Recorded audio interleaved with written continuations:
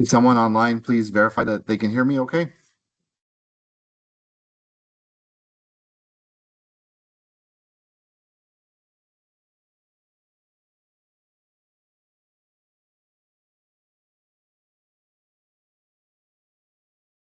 Okay, thanks. I appreciate that.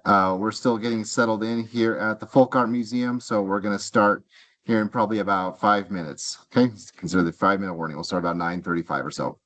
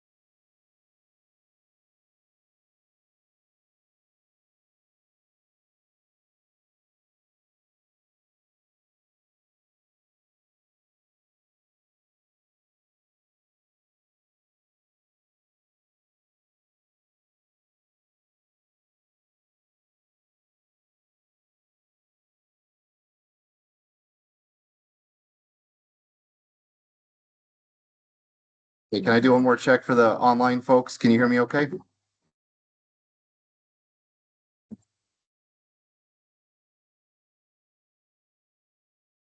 Okay, great.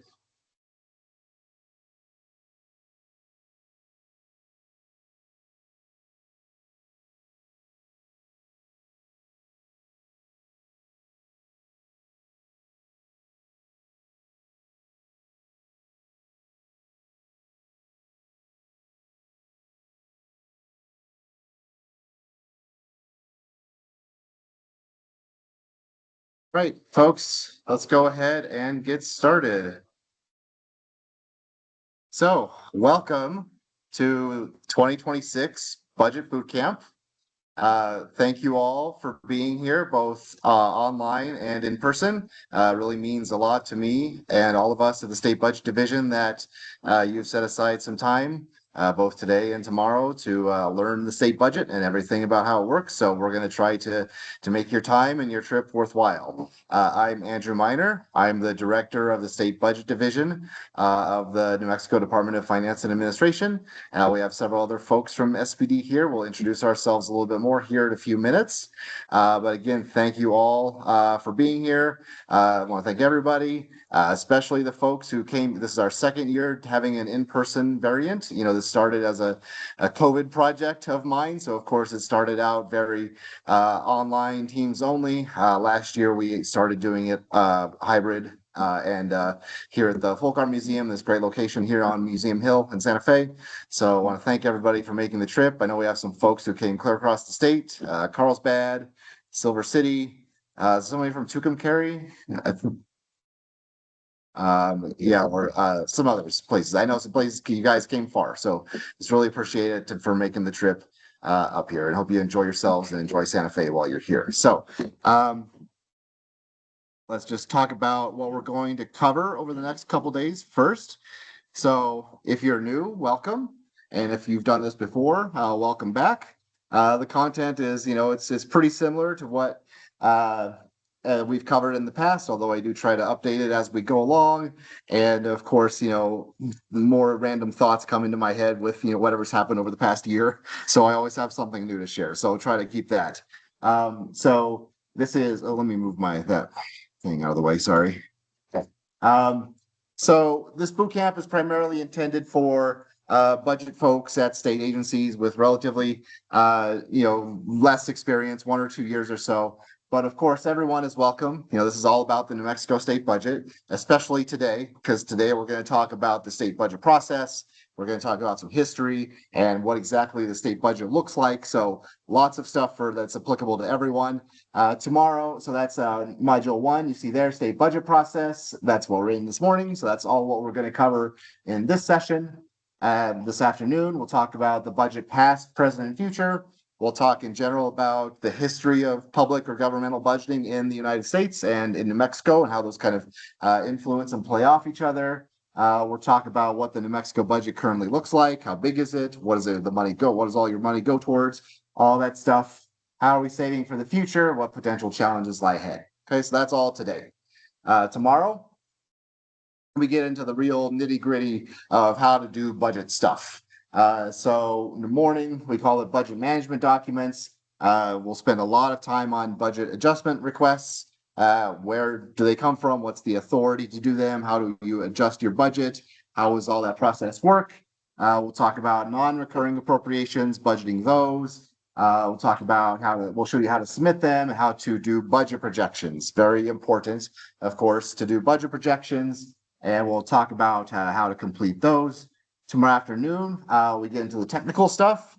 We'll look at Share. We'll show you how to create and submit budget journals and Share that, of course, accompany all of your bars or your BRFs or your Output 4s, all that stuff that you're doing in Module 3 have budget journals. So we'll show you how to do those. We'll show you how to run useful reports. How do you put those reports to use? And then we'll talk a little bit we'll give a basic overview of BFM, budget formulation and management, which is the system we use for submitting your annual budget requests. So one thing we aren't going to cover in too much detail today and tomorrow are specific details about how to submit your annual budget request and then the operating budget. We don't do that because we have dedicated trainings for those. So the FY28 budget request submission, training will be here in a few weeks, the first week of August. So we will send out probably next week or so, we will send out formal notice of when that's going to be. We'll offer multiple sessions that'll be online. So you'll want to make sure that someone from your agency is, at least one person is attending your FY28 budget request training to know how to submit your FY28 budget request. So that's when we'll get into all the details about that. Of course, it'll come up here in passing here and there, but that's when all those details are. Okay. If you're online, please type your questions in the chat. We'll have state budget folks monitoring the chat, asking those or answering those questions. I will also go back from time to time and I'll take a look at the chat. And I'll, if there's any questions, I will read them for the benefit of everyone and answer them. So please be patient. If you're here in person, please raise your hand whenever you want. Or if I don't notice you, sorry, just shout it out. I don't care. You can interrupt me. It's fine. Also, if you're online, please make sure your video and your mic are off. I supposedly turn them off for everyone, but sometimes people find ways to cheat. So just please keep them off. I am on Wi-Fi. But they assured me the Wi-Fi is very strong. So I think we should be okay as long as people keep their video and their microphones off. Okay. I did send out a list of acronyms. So hopefully you all have those. If you're not familiar with all our abbreviations and what does SBD stand for? What does BFM stand for? So hope you have that. I will try to say what it stands for the first time I mention an acronym, but I'm not always the best at that, so sorry. So that's why we provide the list. And just if you're new to all those acronyms, just maybe write it out the first time you see it. That way you don't have to think about it every one time. Okay, so that's just kind of a housekeeping note. So first, let me give you a brief introduction of who we are, or what is the State Budget Division. So again, we are a division under the Department of Finance Administration. There's other divisions like Financial Control, Local Government, Infrastructure, Board of Finance. We are one of those divisions. Our job is we are the governor's or the executive budget office. And every state has a state budget office, an executive budget office. Now, it differs from state to state. Sometimes a small majority of states are like us, where we are a division of a larger kind of administration agency. In some states, it's their own agency, their own independent agency. Some states, a few states, it's attached to the governor's office, right? But every state has something called the State Budget Division or the State Budget Office or the Office of Planning and Budget or something like that, okay? So what do? You can see here, we provide budget and policy information, analysis, and recommendations to the executive branch. That includes DFA management. So my boss, Secretary Props, right? We give information analysis to him. The governor's office, we work with the chief of staff, the policy folks over there, and then agency heads. We work with cabinet secretaries and budget staff, financial staff, CFOs, all of them. The big thing we do is we produce every single year, we produce the governor's budget recommendation or the executive budget recommendation. So that is what the governor would like to see for all agency budgets for the next fiscal year. And that is statutorily due out by January 5th I always get this mixed up. January 5th in even years and January 10th in odd years. So this year it had to be out by January 5th in 2026. Okay. We testify at budget hearings, so we represent the executive recommendation during budget hearings during session, and we contribute to fiscal impact reports and policy recommendations. But that's not just planning and budgeting for the future. We also manage state budget activities throughout the fiscal year. Once that budget is approved, you submit it, and we approve your operating budget submissions. We review and process budget adjustment requests and other documents, all the stuff we'll be talking about tomorrow. Review proposed HR actions and contracts for budget soundness, right? That's things that you have to show us that you have the budget availability to do. We're going to review it and make sure. And then beyond that, we're just really a customer service division. If you have a problem with your budget, you come to us, right? You reach out to your analyst. and they will help you, or if they can't help you, they'll go to somebody else in the office. They'll come to me, and we will do what we can to help you with any sort of budget management issues that you're having throughout the fiscal year, right? So that's why we are here. And then last, promote efficiency in government operations, effective use of taxpayer dollars. We run the Accountability in Government Act process regarding performance measurement at agencies and all that stuff. We'll be talking a little bit more about that at the end of this end of this session. So here's what our division looks like as of right now. So a little bit about myself. So yeah, I'm Andrew, and I have been at DFA, almost 12 years now, 11 and a half. I started as a senior analyst, and then I was a principal analyst, and then I was deputy director, and now I'm director. So people ahead of me kept retiring. It's kind of how that worked out. So that's how it goes, right?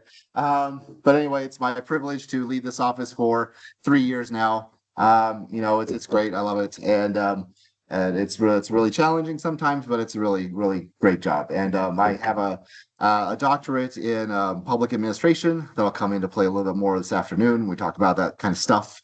And in a previous life, I also did 3 years in the Wisconsin State Budget Office back in the 2006, 2009. Then found my way to New Mexico.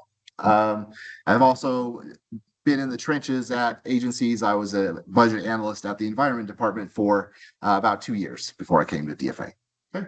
Now we've got some folks from SPD, so you want to come up here, briefly introduce yourselves.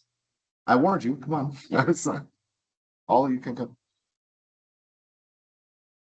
As you know, you can see our deputy director spot is currently vacant. We recently, Mary Beth Lisa recently left us for HCA. She's a co-budget director over at HCA, which is great for her, but we're coping without her. Yeah, come on in.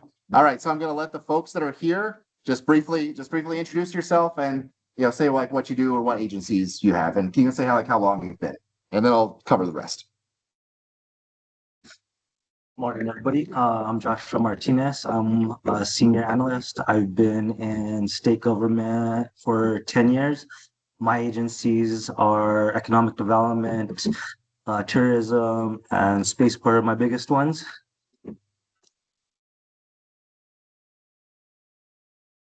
Good morning, everyone. My name is Marissa Martinez. I'm fairly new to state government. I've been around about 3 years.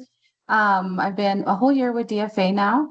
I hold a master's degree in project management. Still getting used to my agencies, so learning a lot.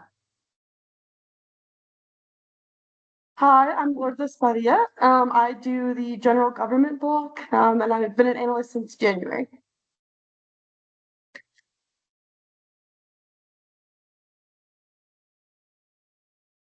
Morning, everyone. Welcome. My name is Ariana Vigil, and I've been with State Budget Division for 3 years, and I'm part of the governmental team.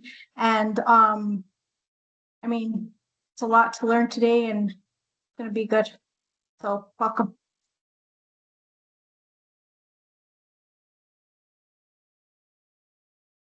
Good morning. I'm Monica Tapia. I am the senior analyst and I handle the natural resources block. I've been an analyst for just short of 3 years, and I've been with state government about 8 years total. Good morning. I'm Shanti Bangi, and I'm a performance analyst working with New Mexico Department of Finance and Administration. And I analyze the performance data, develop the dashboards, and create reports. And yes, I'm happy to be part with DFA.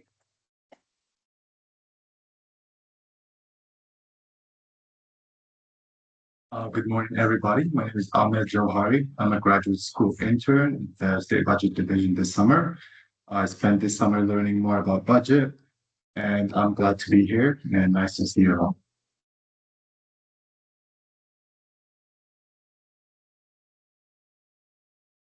Good morning. I'm Jacob Gable. I'm the principal analyst. I've been here for a little bit over a year. I recently took over ECECD, RLD, and State Investment Council. Hi, folks. I'm Cecilia Mavromatis. I've been with DFA since 2021. I'm the mobile budget advisor. I know you might be familiar with the CFO, mobile CFO program that we have at DFA. We're also bringing in now a mobile budget. So that will be exciting and interested to get your feedback or ideas of what you might need for that. So anyway, good morning. Get back to Andrew. What's that? You guys sit down. Yes, you can sit down. Get out of here. Thanks, everyone. So that's our, most of our crew. We have some folks who are otherwise occupied. You might know, Simon. Simon's been with us for several years. He was an analyst for PED and a bunch of other folks. He left and he came back, and now he's our other performance analyst. And he is testifying at LESC today up in Taos. So wish him luck there. Lori and Sky are at a budget meeting at the governor's office. So that's where they are. Nicole might be in chat, or if she isn't, will be soon. She's been with us several years now. She is our higher education guru, and also the DFA analyst. Diego's also been with us for several years, and he covers public safety and transportation. And Mario has been with us for about 4 years, I think, and he is our judicial analyst. So all you courts and DAs, he is responsible for you guys. He is at the judiciary budget hearings today. He might be around later, I'm not sure, but he's a busy guy. So he likes to remind us he has 40 agencies. So that's the crew. So you can memorize this. No, I'm kidding. This is just this is the list. This is on our website, so, or you've got it on your presentations. But this is just every analyst has a set of agencies, right, that they work with. So here you can see these are all the assignments of the folks we just talked about. Me, I keep the Department of Cultural Affairs because I like to still be an analyst for them, and it helps us get the hookup for places like this. So.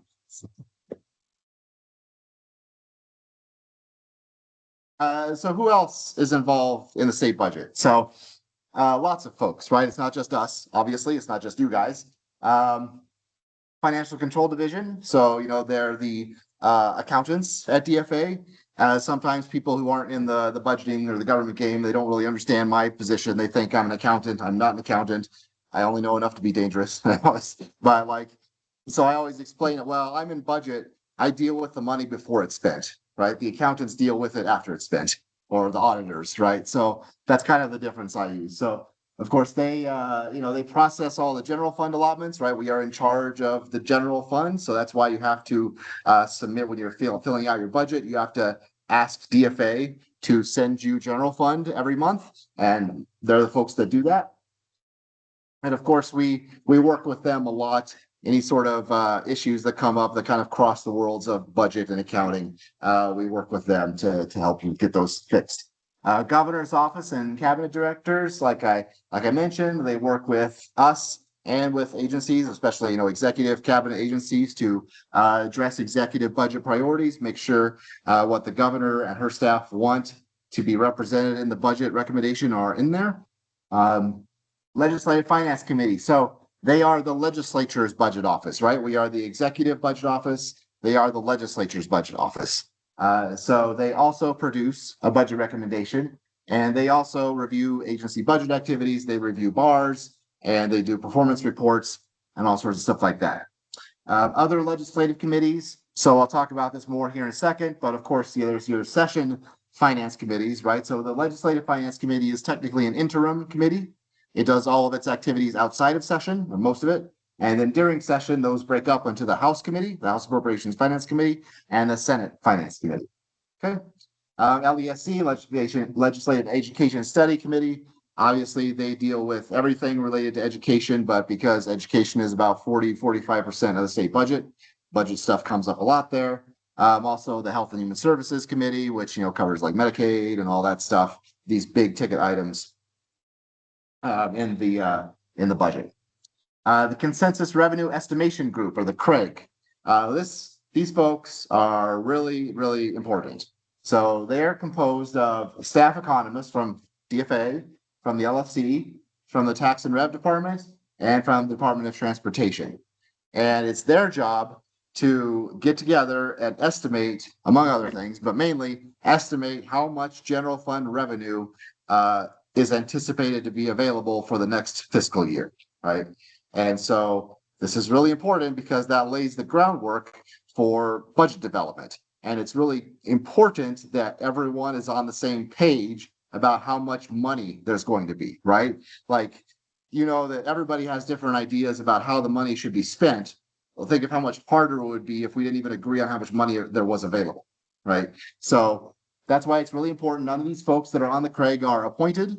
They are all classified permanent staff. So they are hopefully, we hope, free from any sort of like political influence. They are just doing their job as economists and telling everyone, here's how much money is available, right? So a very important job. They will release their FY28 estimation here in August. So here in about a month or so from now, they will issue their first estimation of how much general fund revenue will be available in FY28, which will become the basis for forming the budget for FY28. Okay. Outside of state government, of course, there's lots of different other actors and folks that get involved in the budget process, advocacy groups, right? Different sort of nonprofits or interest groups that are, have their causes, like environmental groups or public safety groups or, children's groups, that want to see different items or causes represented in the budget. So they, of course, get involved, especially during session. They're doing the lobbying legislators to get their items in the budget. Schools, of course, both, K-12 school districts, higher ed institutions, which are technically state agencies as well, but they do operate a little bit independently. And then local governments, right? They're your city governments, your county governments. They're also trying to advocate for their sort of interests, right? Like Mayor Keller of Albuquerque will put out his list of here's what I'd like to get in the budget this year, right? Or something like that. So lots of different people who are all involved in the state government or in the state budgeting process. Okay, let me take a quick look at a chat here. Sorry, I'll take quick little breaks. Oops, sorry about that. So there we go.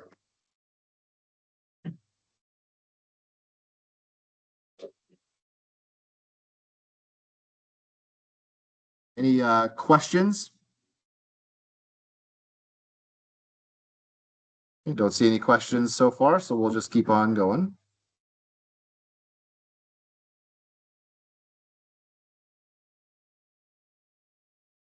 One second.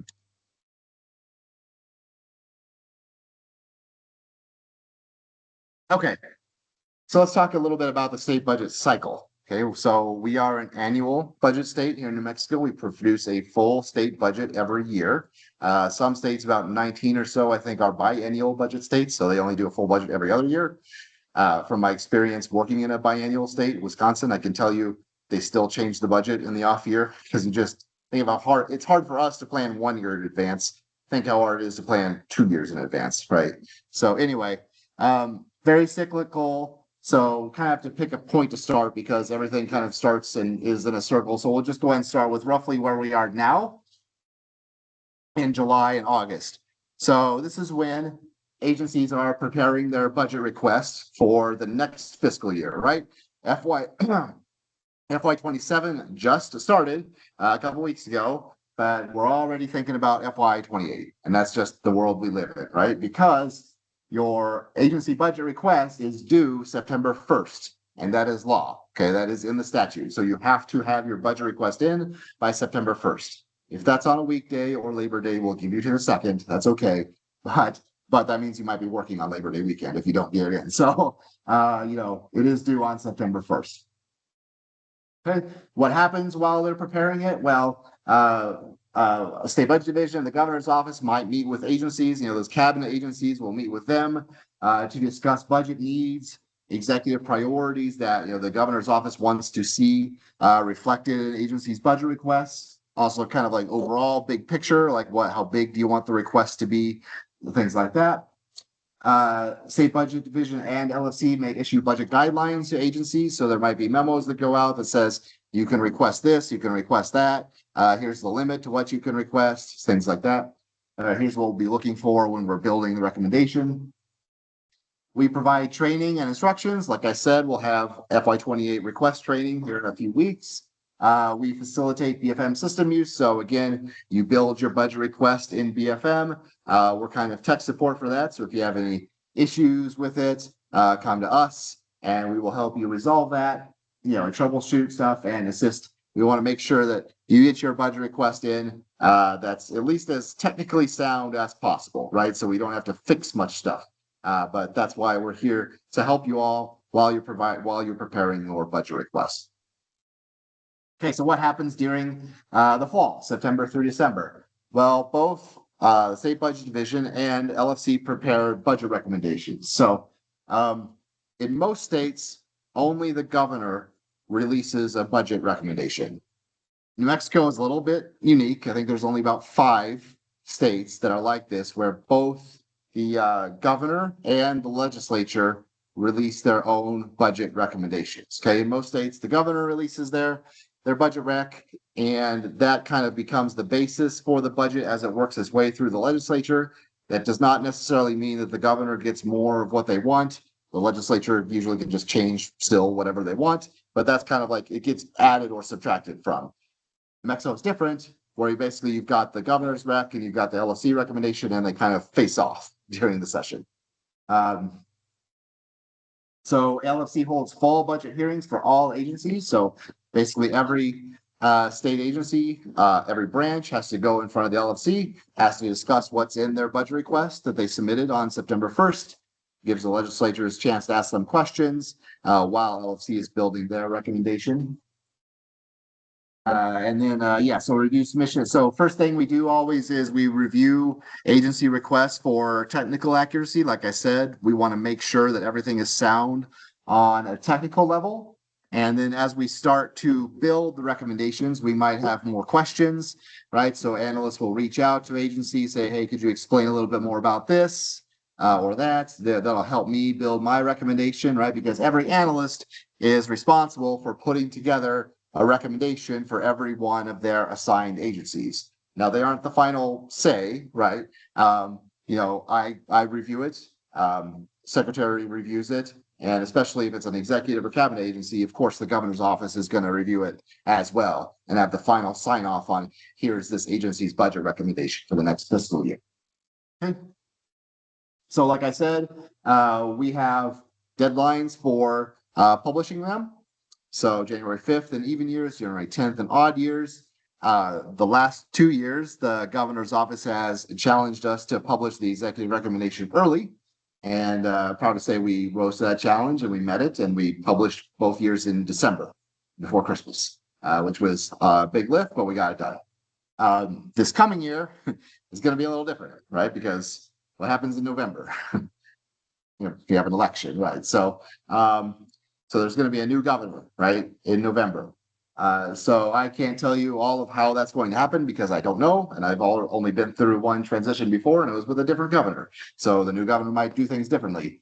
But basically, we will have to prepare their budget recommendation and release it by January 10th, 10 days after they take office. And so that's going to be interesting, to say the least. Okay. October is usually when agencies request their supplemental or deficiency appropriations. Section 4 language, budget adjustment authority language, kind of like the other stuff that's not specifically due on September 1st. And we'll be talking more about what all that means as we go through the 2 days. So that brings us into session, January through March. So we alternate in New Mexico, every state does their session a little differently, right? In New Mexico, we have pretty short sessions. We alternate between 60 days and 30 days. So it's 60 days in odd years. In other words, the year after an election is going to have a longer session, right? So we have an election in November, so there's going to be a long session. So 60 days and then 30 days. 60 days, the way it's currently organized, 60 days is kind of the free-for-all. You can introduce whatever you want, legislators can. 30 days is supposed to be kind of like just the budget, but they can introduce other stuff if it is ruled germane. And I'm not going to get into all that, mundane details there, but technically the 30 days is supposed to be more limited. In practice, it's kind of whatever. So that's just how it kind of works out. So in terms of the budget, so, it'll be released and then every agency, just like they had their fall budget hearing, every agency will have a hearing before the House Appropriations and Finance Committee. Okay, so they get the budget first, always. And how this works is that let's say we're doing the Department of Tourism. So the tourism secretary will be there, the LFC analyst for the Department of Tourism will be there, and the executive analyst for the Department of Tourism will be there. The two analysts will go back and forth and they'll explain the differences in the two recommendations. Sometimes they're really close and there's not much to talk about. Sometimes, especially for bigger agencies, really high attention priority agencies, there's a lot of differences to talk about. Okay, but they'll talk about all those differences in the budget recs. Then the secretary or the director or whoever's in charge of that agency will get to give a presentation. They'll talk about, what they prefer. If they're an executive agency, most likely they will say they prefer the executive recommendation. That's just how it works. But then the HAFC will adopt one of the recommendations. Okay. In recent years, usually they adopt the LFC recommendation because it's usually lower. Okay? And they're trying to save money and kind of build back up. That's usually how it goes. Next year, it'll be a new governor. We'll see how it goes. My guess is it will be similar, but you never know. So anyway, the House builds that budget agency by agency. And then right before HAFC passes the budget, they have what's called catch-up cleanup. And that's kind of when they will add some stuff back in. A lot of that stuff is kind of, again, this is in recent years, a lot of the stuff that gets added back in, those are requests from the executive, things that are added back in to be more in line with the executive recommendation, or specific requests from agencies, especially if they're kind of the more independent agencies. They might find their way in to catch up cleanup. So then HAFC will pass their version of the budget. It goes to this is your, fifth grade, how a bill becomes a law, right? Their budget will go to the full House. House passes it and it goes over to the Senate. Okay, and it goes to the Senate Finance Committee. The budget is almost always House Bill 2. There's no law about that. It's just tradition, as far as I know. That's not law that the budget has to be House Bill 2. It was, I don't know, a decade or 12 years ago or so, the House Bill 2 negotiations fell apart. And the Senate had to create a new budget bill. I think it was Senate Bill 313 or something like that. I don't remember for sure. But so that can happen. It's just very rare. So usually when we talk about the budget, we usually just say House Bill 2. But it's important to know that that is not by law the budget, and there can be appropriations in other bills, right? That's just tradition. Okay. So the Senate finance process is, that can kind of depend on what the current chair of the Senate Finance Committee, how they kind of want to run the process. In recent years under Chairman Munoz, it's kind of executive agencies work with us and the governor's office to kind of like figure out, okay, well, here's what's not in the budget as was passed by the House. Here's what we want to add back in. So we'll prepare that list. My leadership, secretary, chief of staff of the governor, deputy chief of staff, they will work with Senate Finance Committee to try to get some stuff back in. Of course, ultimately, it's going to be up to Senate Finance Committee. They have their own priorities. They'll add some stuff as well. Senate Finance Committee will pass the budget, and then, of course, it goes to the Senate. Senate passes the budget. Now, the Senate obviously made changes, right, from when it came over from the House. So you have to have what's called concurrence, right? So the Senate will pass the budget, pass about over to the House, and the House has to concur to the changes that the Senate made. Now, this is usually in the last day or two of session. That's just how it works. Budget is always one of the last things passed. Okay, that's fine. But usually it's not a big deal, and the House concurs, and the budget is passed. Right? If the House doesn't concur, which last happened was a few years ago, I think. Then there has to be what's called a conference committee.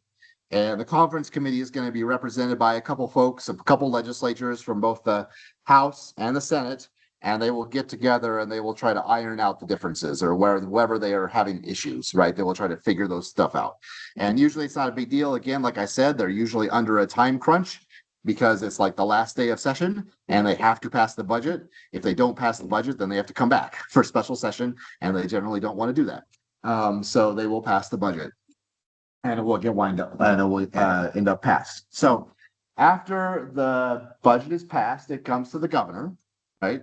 The governor has the ability to line item veto the budget bill, okay? The governor can line item veto any bill that has appropriations in it. Okay, so any bill that doesn't have appropriations, that's just language or creating laws or anything, she cannot do line items. She can only do up or down, right? Like, yes, I approve, I sign, or no, I veto the whole thing. Okay, budget or bills with appropriations are the only ones where she can actually draw lines.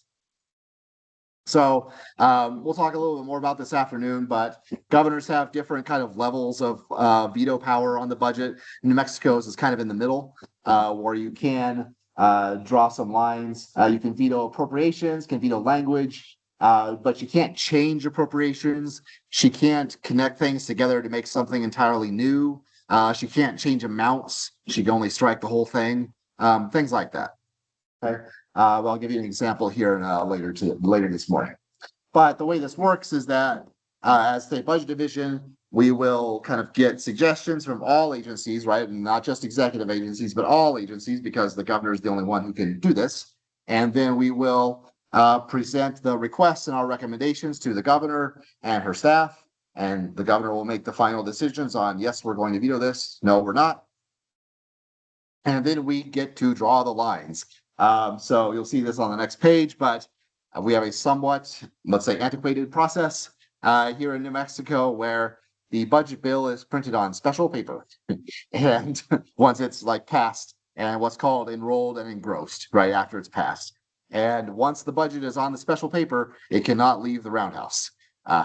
Don't know why, it's just how it is.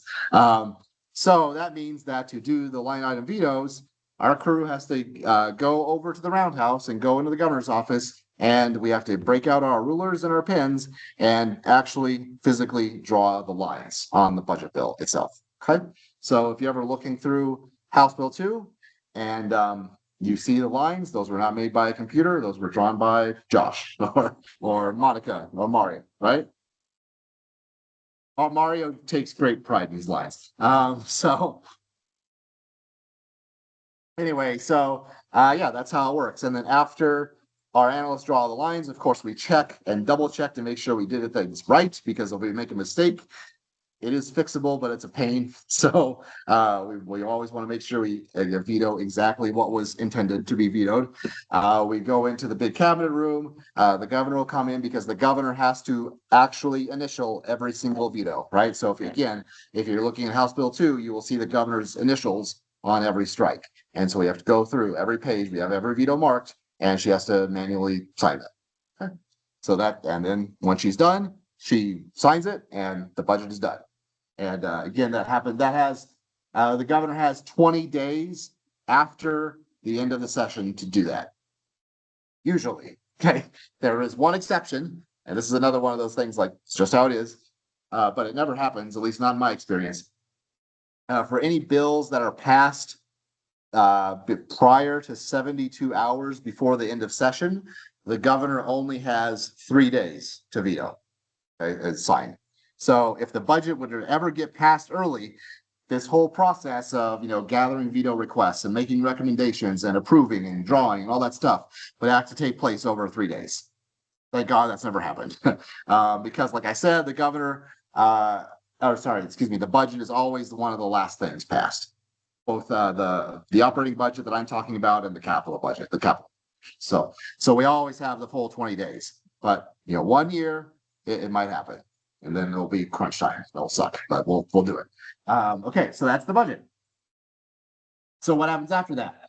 So this is when agencies prepare their operating budget. So basically, you take what was passed and what was signed by the governor, and you are responsible for submitting your operating budget for the next fiscal year according to that law. This is another statutory deadline that happens on May 1st, right? You have to get your operating budget submissions in by May 1st. So again, we issue guidelines, based on, okay, here's what was budgeted, or here's what was passed, and we tell every agency, here's everything in the budget that relates to you. If there was a compensation package, here's how much money you're getting for that. Budget this accordingly, and then we guide agencies through that process, right? So that they can submit their budgets by May 1st. We have training and all that good stuff. Okay. So you submit it by May 1st, and we spend the next month and a half or so reviewing your submissions, fixing any technical errors or anything like that, making sure that everything is adopted and submitted according to the law. And then we take your information, we create big budget journals, we load them into Share, right, the statewide accounting system, and then we go in and we post all your budgets by, we try to aim by June. I think we did it June 23rd, I think. This year we were done. That way you've got a full week basically to get ready for the next fiscal year. So July 1st, the new fiscal year starts and we start the process all over again. Right? So that's the budget cycle. So yeah, here is this year. Here we are in the governor's office. You can see our teams here. They've got their spreadsheets. I've got the budget bill, a draft of the budget bill open, but yeah, rulers and stuff, drawing lines. So that's what happens. That's when your budget gets vetoed. That's how it happens.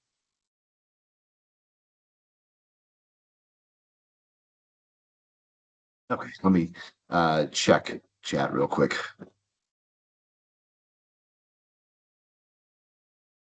Okay.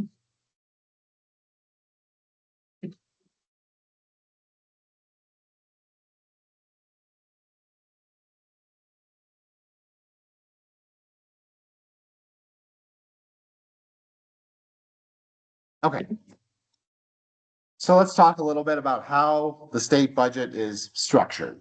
Okay, first with the organization, or what they call the hierarchy, okay? Because there's multiple levels to how the budget is organized, right? So the highest level is called the business unit, which is basically just a fancy term for a state agency, right? Every state agency has their own business unit. It's technically a 5-digit code in Share, the accounting system, but the last two are always 00, so we shorten it to 3 digits. So DFA is 341, right? Bernalillo County Metro Court is 244. The Environment Department is 667, right? So that's every agency has their own BU. So yeah, the first number refers to the functional group of agencies. So you can see on the right here, these are the boxes, right? So if you're a general control agency, the first number is 3. Like I said, DFA 341. If you're a judicial agency, your first number is 2. Okay, so like that. Agency budgets are listing in ascending BU order in section 4 of the GAA. So that just means if you flip through section 4 of the GAA, sorry, I haven't said what that stands for yet, the General Appropriations Act or the budget. So if you're looking through section 4, that's where all the agency budgets are, and they are listed in ascending BU order, right? So it starts with the legislative agencies. Well, only a couple of them are actually in House Bill 2. The rest are in the feed bill, House Bill 1. But then it'll go to the judicial, general control, commerce, etc. Okay. So underneath the business unit is what's called the P code or the program code. So that's your highest division of the agency. So small agencies only have one P code, but every agency has to have at least one. Okay. Some have several. Health Care Authority has like 10 or something ridiculous like that. So every agency has to have one because the budget is appropriated by the legislature at the P code level. Okay. So for example, Cultural Affairs has I believe 6 P codes. Museums and historic sites is one of its P codes. It's by far its biggest, but every state museum is under that P code. So you don't see the Folk Art Museum or the Indian Arts and Culture Museum in the budget bill, right? It's all lumped under museums and historic sites, okay? Because that's how their P codes are organized, okay? So it's a 4-digit code in Share, starts with a P, and it's found in the department field. That's more important. That'll be more important tomorrow. Keep in mind, it's very confusing. We have like 3 different meanings of the word department, right? Because like, is it an agency or is it a part of an agency like a P code, or is it a non-recurring appropriation? It sucks. But so for your purposes here, the P code is found in the department field. Usually P codes correspond to divisions in an agency. But like I said, that's not necessarily the case, right? Not every agency is structured like that. like I said, with excuse me, with cultural affairs, every state museum is technically its own division, but it's not, doesn't look like that in the budget bill. It's all under P 536. Okay, and here you see an example of, here's DFA's P codes here, right? So DFA 341, they have 6 P codes. And then again, that exception here, state budget division is a division. We are under P 541, which is labeled policy development, fiscal oversight, and budget. So you wouldn't really know that unless you kind of knew what you're looking for. We're in the same P code as the Board of Finance and the Office of the Secretary. It's just how it is.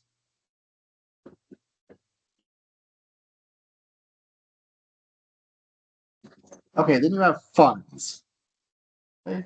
So every agency is going to have at least one unique fund.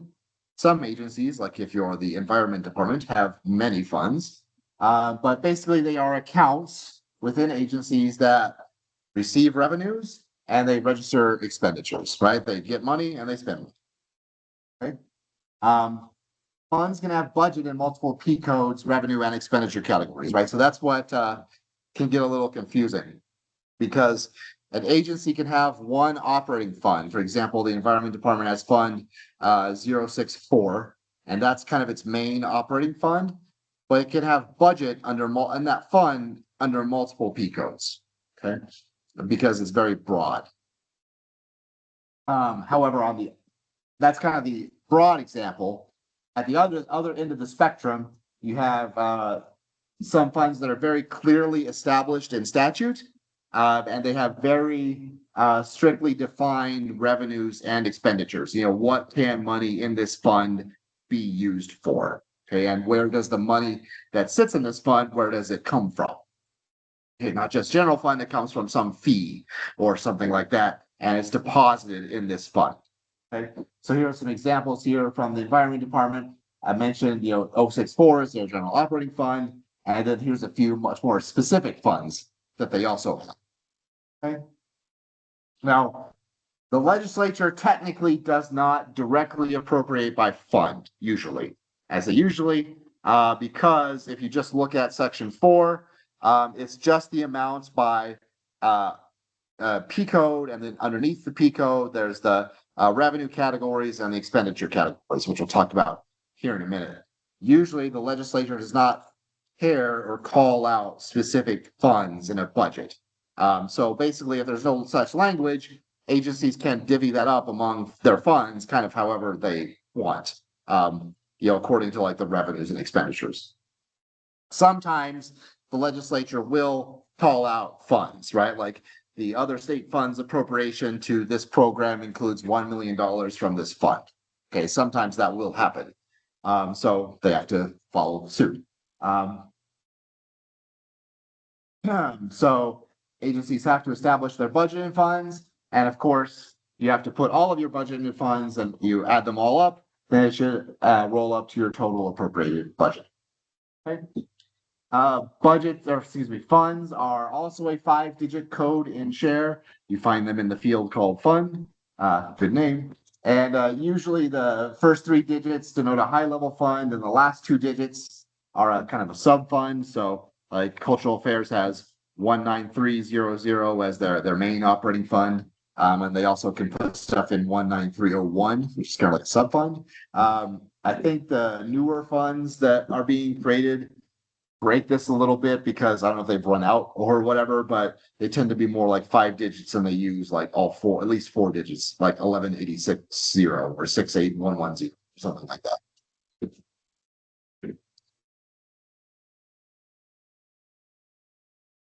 Some few other things that'll show up. So 10-digit department codes. These are used by larger agencies to budget below the P code level, right? So you might have a P code that represents a division, but underneath that division, there are 4 bureaus, right? So maybe that agency has a 10-digit department code for each bureau that are all underneath the same division. Okay. Units, offices, etc. We technically do not control department level budgets. State budget doesn't. We care about the PICO level budget because that's where the budget is appropriated at, right? So that's what we care about. So agencies can adjust their department level budgets kind of however they want, obviously, as long as they are not going over their PICO budget, right? Have to roll up and they have to be the same. Okay. Z codes. These are used to budget non-recurring appropriations. So all of you, everything that appears in your P code budget is your base budget, your recurring budget that you use to pay people and recurring contracts and stuff like that. So a lot of agencies, especially in the past several years, get these huge one-time non-recurring appropriations. We'll talk a lot more about these tomorrow and how to budget them and all that stuff. But those get budgeted with a Z code. Okay, here's an example of it there. They are created every year after passage of the budget bill. You find these in like section 5, 6, and 7 of the GAA. And they're also in the department field in share. Okay, so that's where I can find these.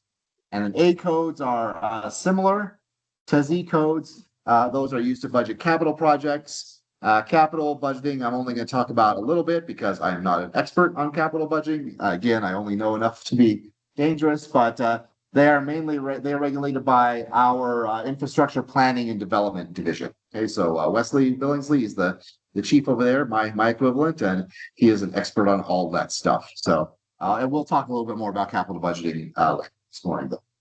Okay. They're also in the department field. Okay. Some agencies, some really big agencies, will divide their budgets even further via fields such as sub-accounts or reporting categories.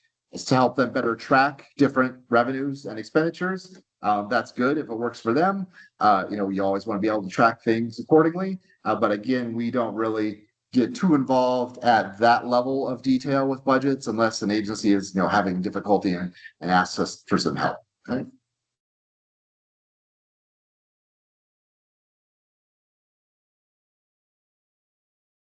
Sorry, a little preview. So we'll get through revenues and expenditures, and then we'll take a little break. Okay, so let's talk about revenue categories. So there are 4 main types of revenue that appear in the state budget. So first is general fund, right? And each of them will have different revenue codes that you'll see in share and in BFM. General fund is very simple. It's revenue code 499105. Okay, so whatever you see that code, it's general fund. What is general fund? Well, it's your state income that's collected from various personal tax, income taxes, sales taxes, corporate income taxes, all that stuff, right, is your general fund. So this is the most strictly controlled and appropriated by the legislature. Okay, this is what during the session, everybody's fighting over general fund, right? Because that's what the legislature has the most control over and is what everybody's focused on. There is no way to increase your general fund budget during the fiscal year, right? You get what you get in the budget, okay? It's distributed to agencies like I said, by the Financial Control Division in 1/12 allotments usually. So that just means if your general fund budget for the year is $10 million, you get 1/12 of that cash every month. Okay, and that's how Mark Melhoff, the state controller, regulates the flow of general fund. Okay. New money. We'll talk more about this afternoon, but new money is very important, again, when we're talking about shaping the budget and determining what agencies are going to get. There's a lot of attention focused on how much new money is available for the next fiscal year. Okay, so basically, what is that? Is projected general fund revenue for next year minus the current year's recurring appropriations plus an allotment for non-recurring spending, which is probably going to be the same as last year. So, and it's estimated by Craig. So this whole adding the non-recurring spending that was added a couple years ago because 2 reasons. Now, again, we'll get into more of this.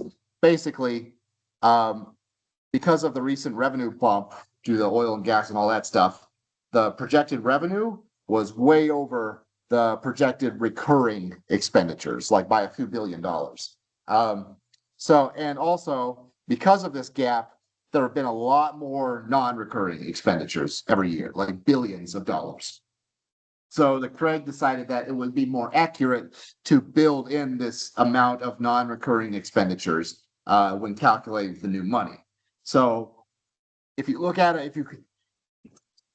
excuse me, if you look at it from year to year, it looked like the new money went down a lot, but it actually didn't. It's just that they started building in this allotment for non-recurring. And again, I'll show you a graph this afternoon that illustrates that, but very important to understand.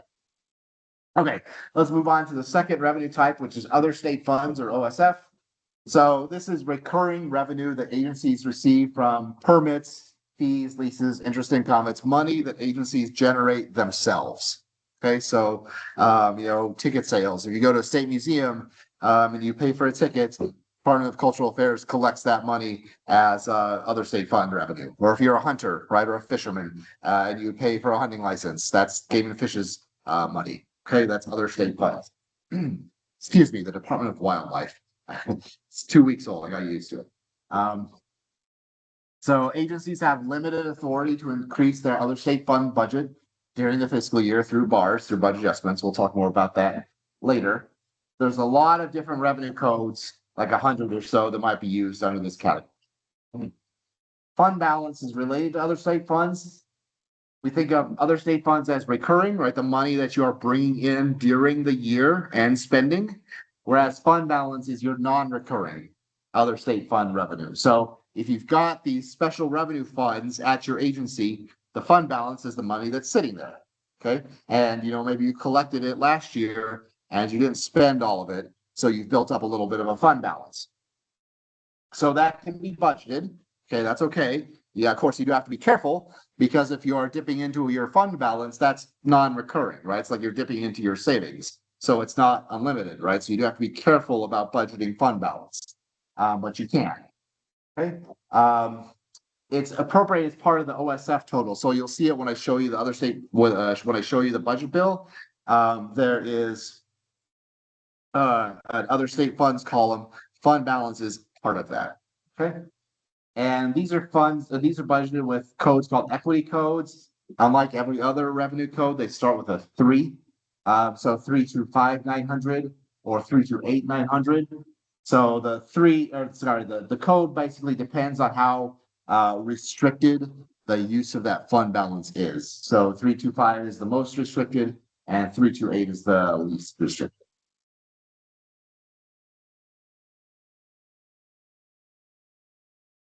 Okay, transfer revenue. So there's a lot to say here, but this is actually the smallest component of the state budget in terms of revenue.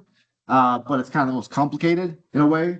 It's basically transfers that are received from various sources. So could be from another state agency, could be from another program in the same agency, or it could be from an outside entity. Okay. So there are 2 types of transfers, what we call reciprocal transfers and non-reciprocal transfers. Reciprocal transfers just means that you're an agency and you are getting something, you're getting some money to provide a service. Okay, so usually there's like some type of MOU document or a grant or something like that that says, I'm getting this money and I will provide this service in return. Okay, so usually the sending agency has that expenditure under the 300 category, which is contracts, or other 400 category, which is other costs. We'll talk expenditures here in a second. But that's the deal. It's like a deal, right? You give us this money, we will do X, Y, and Z. So the receiving agency will budget that under 2 different possible revenue codes. 1, 451, 909. That's if the money was originally federal.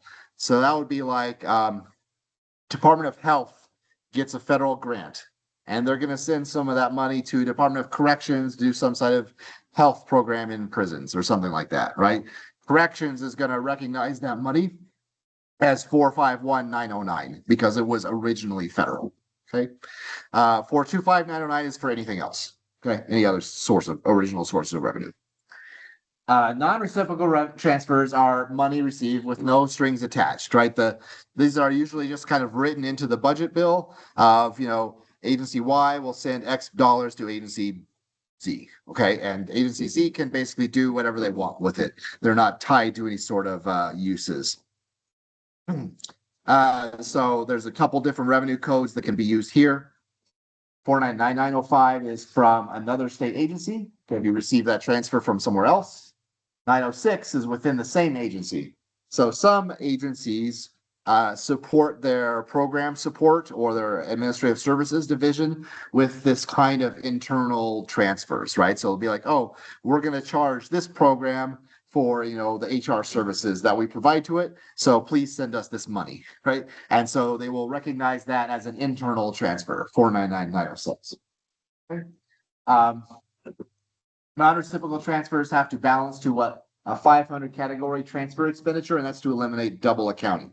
These again get complicated because a lot of these basically show up twice or are double counted, twice as revenue, twice as expenditures at the original agency and at the receiving agency. So budgeting them right helps to eliminate those kind of double accounting and get a truer picture of what the state budget looks like. Again, there's limited authority to increase your transfers during the fiscal year. It's similar to other state funds. Okay, federal funds, the last type of revenue. So like the name would suggest, these are funds that are received from the federal government for grants or formula distributions or whatever. So the most common revenue code is 451903.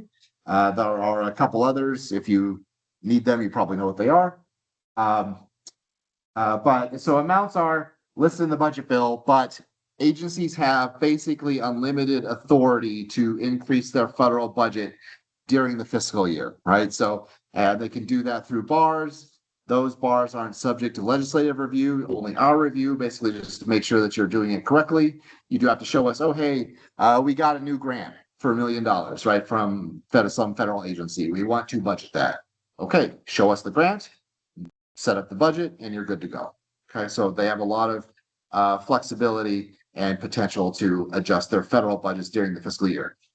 On the other side, it's also important and it's especially important in the last year and a half or so, if your federal budget goes down, if grants can go away, it's important to adjust your federal budget downward, okay? And make sure you take away federal budget authority for money that you no longer have. Because if you spend budget you don't have, you're going to be in trouble and you're going to be asking the legislature for a deficiency appropriation. Okay. So that's revenue. Let's switch over to the other side of the state budget and talk about expenditures. So there are 4 main expenditure categories, and each category, so those are the categories in 3 digits, and then each category has 6-digit line items underneath it. And those 6-digit line items, those are what agencies actually spend the money out of. Okay. So first category is your personal services and employee benefits, which we call PSEB, or the 200s. So whenever we say that, that's what we mean. And as it would suggest, these are your costs associated with paying people, right? All your salaries, all your benefits, unemployment and workers' comp, those all show up in the 200s category. Okay. And a couple, for example, then the 520-300. Those are your permanent full-time salaries, right? So paying your full-time permanent people is actually going to come out of that line, 520-300. Okay.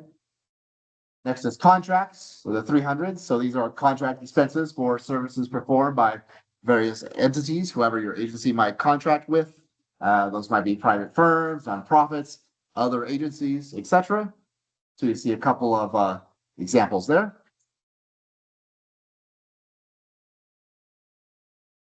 Other costs, 400. So this is the biggest category in terms of number of things that can go under it. So it's everything else, everything we haven't talked about before. So travel, utilities, supplies, grants, maintenance, etc. All that stuff. Down the bottom left there's some examples of some 400 category line items. Okay. And some of these are fixed costs that are determined by rate schedules issued by the General Services Department and DO-IT. So you see a couple of those there, like the DO-IT HCM assessment fee, 545-710, right? That's a schedule that we issue, that DO-IT issues, and we provide to all agencies when they are creating their budget requests for the next fiscal year so that they know how much to budget for each of those rates. Okay. And then the last expenditure category is other financing uses or the 500s.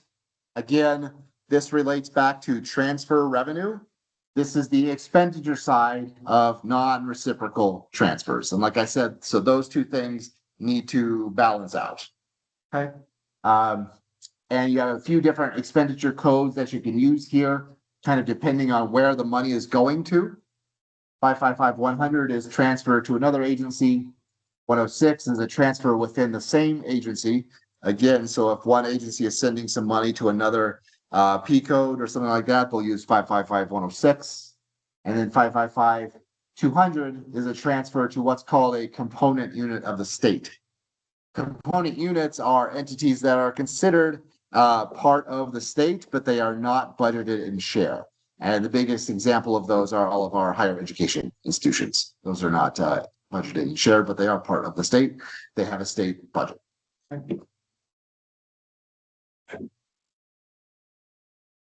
Let's talk just a little bit more about budgeting FTE and personnel costs. So I just wanted to mention the different types of salary lines you can see here. So again, so there's different types of FTE, right? FTE are your positions, your full-time equivalent positions, the people you have working for you. So permanent, 52300 for full-time or 52400 for part-time. So these positions, their funding source is stable. So these are usually your general fund positions. It's not going away. Or, if you have special revenue funds that are, basically form the permanent basis of your agency, like Department of Wildlife's Game Protection Fund and stuff like that. So the funding source of permanent positions is not going away unless things are really bad. Okay. Term positions, these are funded by other sources. They might go away from year to year, such as federal grants. And they need to be reauthorized every year based on available budget. So basically, when you're submitting your budget on May 1st, you'll say, okay, you'll provide a list of our, of your term positions. And after our review of your budget, we'll say, okay, based on our review of your budget, you have, approval to continue these term positions for another year because you have the funding and the budget to support. Okay. And then temp, 500, those are positions for a fixed period of time, either 6 months or 1 year. So your seasonal workers, you have any sort of seasonal workers at your agencies, those tend to be temps, and they're generally not eligible for all the the complete benefits package of state employees. And then your exempt or GovX, also known as, they're in 52100. These are appointed positions, right? They are not part of the classified civil service. So it's all your, kind of executive management, cabinet secretaries and all that good stuff. They do receive benefits, and generally they get grouped together with permanent positions because they are permanent positions, right? So you will often see exempt ones kind of grouped together with permanent positions when you're counting FTEs at an agency. Okay. As of several years ago, FTE totals are no longer listed in the budget bill. But agencies do report your FTE, and you should request new positions through the budget process, especially those term positions if you want perm positions. Okay, last slide, and we'll take a little break.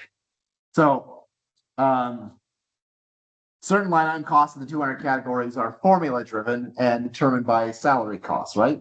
So these are your benefits lines that are directly tied to how much you're paying people, right? Because they're determined by salary, right? So that's your retirement, your employee pension contributions, your FICA line, and retiree healthcare, right? So those are formula driven, determined by salary. 521-100 is your employer insurance costs. So that's determined by your employee insurance plans. Now, oh crap, I forgot to take out that part. So I forgot we changed this last year. So it's still determined by your insurance plans, right? It is no longer determined by your salary level. Okay. So if you've been around for a while, sorry about this, I'll have to fix this. If you've been around for a while, you might remember that it used to be your insurance cost was determined by how much money you made, right? If you had a higher salary, you paid a higher share of your insurance premium, right? As of last year, that's no longer the case.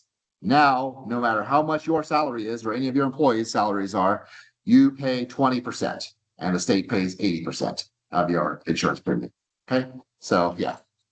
Yes, that was your raise last year, by the way. So that's like, but yeah, for most people, that was a nice little benefit, right?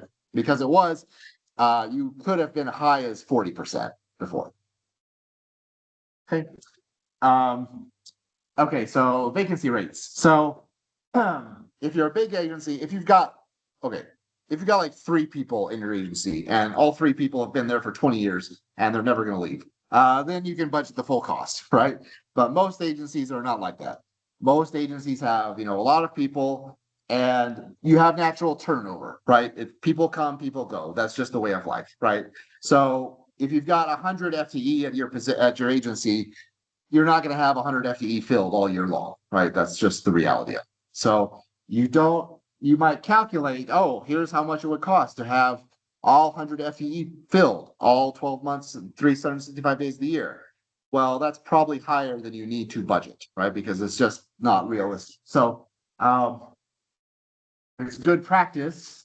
And, a lot of times if you don't do this, the executive of the LFC will do it for you, to apply a reasonable vacancy rate based on, your past and your current trends to more accurately reflect your personnel costs, right? And you'll want to apply that to your salary lines and those lines up above there that are directly related to your salary. Okay. So for example, if you applied a 10% vacancy rate, you would budget 90% of your total projected costs, right? So like if you projected that, oh, my total, if I had everybody filled all the time, my PSDB cost would be $10 million. Maybe I'm going to be a little bit more realistic and I'm going to budget $9 million. Okay. So that's the idea behind a vacancy rate. Okay, let me take a quick look for any questions here. Sorry, it's in the wrong button. Any questions in the online chat?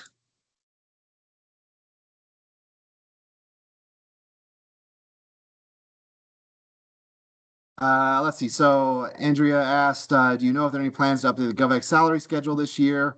Nicole, thanks. Yeah, with the incoming administration, we can't give you a definite answer. That's true.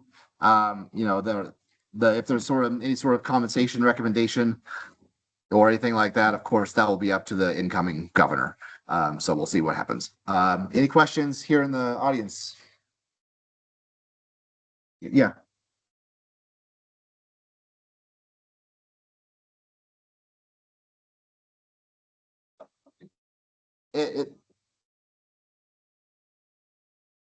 Yeah, sure. So the question is basically how to figure out like what the reasonable vacancy rate to apply is. Yeah. So you're going to want to look at kind of like your historical trends and what your goals are, right? And like what you think you can do, right? So maybe, you look back at your past couple of years, and just giving an example here, your past couple of years, your agency vacancy rate has hovered around, or even like a program's vacancy rate has hovered around 20% or something like that. Because for whatever reason, you've had a hard time hiring, right? So maybe you want to push that a little higher, right? And you want to be like, well, we want to get to, we think it's a good goal next year to get to 10%, lower that to 10%, right? So then, okay, let's go ahead and budget a 10% vacancy rate. And that's what we're working towards. Or maybe you can't afford to do that because the governor said you can't afford that. That's too much. So we're going to put in a 15% vacancy rate. Does that make sense? You just have to look at where you've been and where you want to go and what's reasonable. Any other questions? Yeah.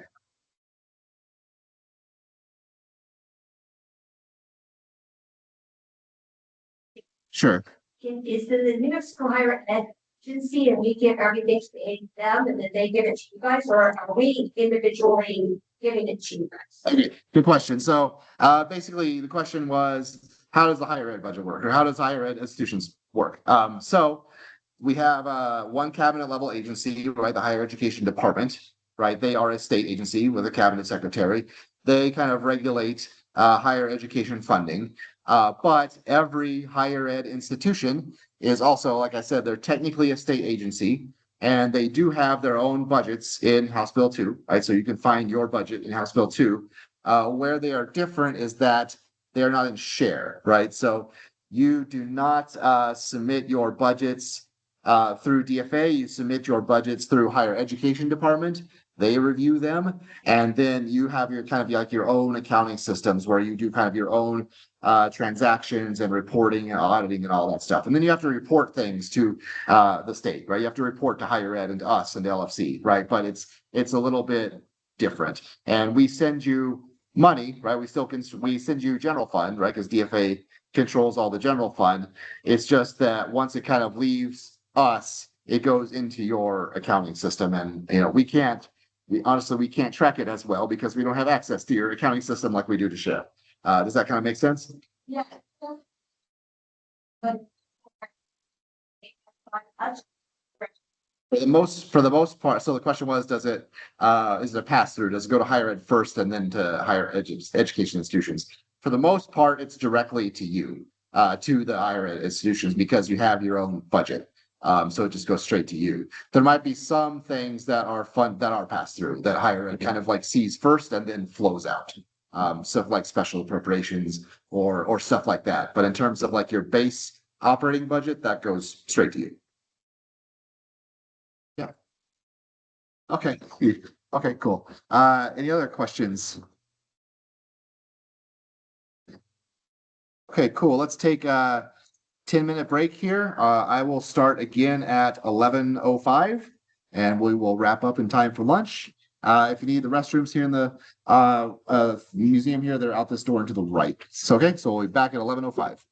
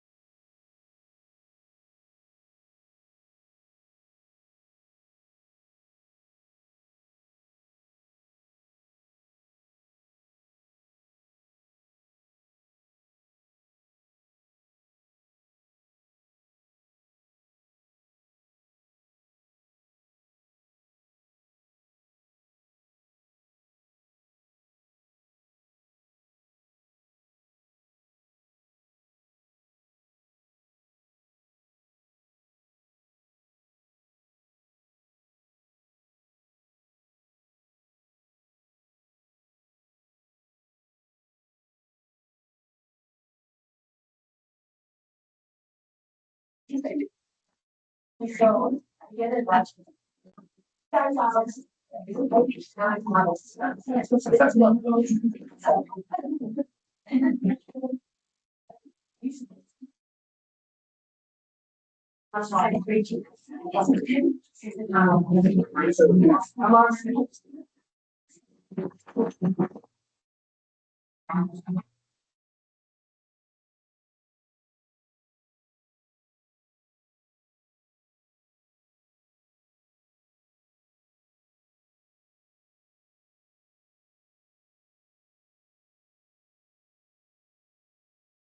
Okay, let's go ahead and get started and let's talk about the General Appropriations Act or the GAA.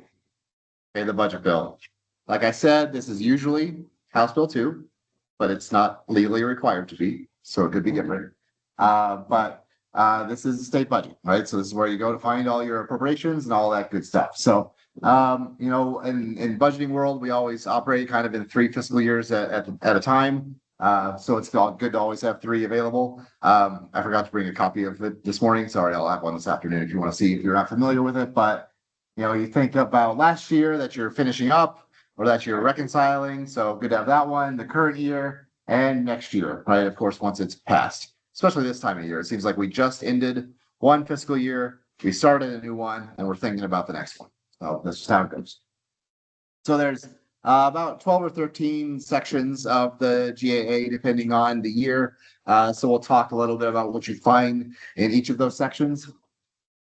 So sections 1 through 3, that's your standard kind of front material. It defines some terms like the different revenues and expenditures that we talked about and performance measurement stuff. General provisions, the bar authority for federal increases and other grants is found in section 3. We'll talk more about that tomorrow.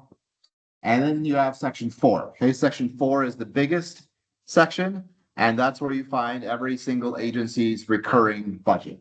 Okay, and so it's broken out by program, and so broken out by and then funding source and expenditure category.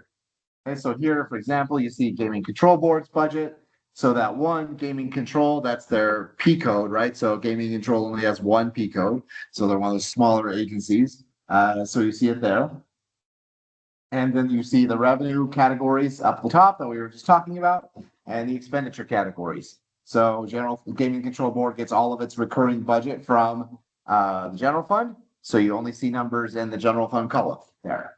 Okay. They're abbreviated or truncated to the thousands, right? So 75.9 means $75,000, $75,900. And you see a purpose statement, right? That's for each program has a purpose statement there. Also in section 4, this is some of that special language you might see. This might appear after the program's budget, and it might include source of funds. Like I said, sometimes funds will be called out here, or it might earmark specific funding, or it might otherwise stipulate use of funds or powers by an agency. So here's an example you see here: the general fund appropriation to museum and historic sites of DCA include $40,000 for educational, historic, and cultural programs, blah, blah, blah.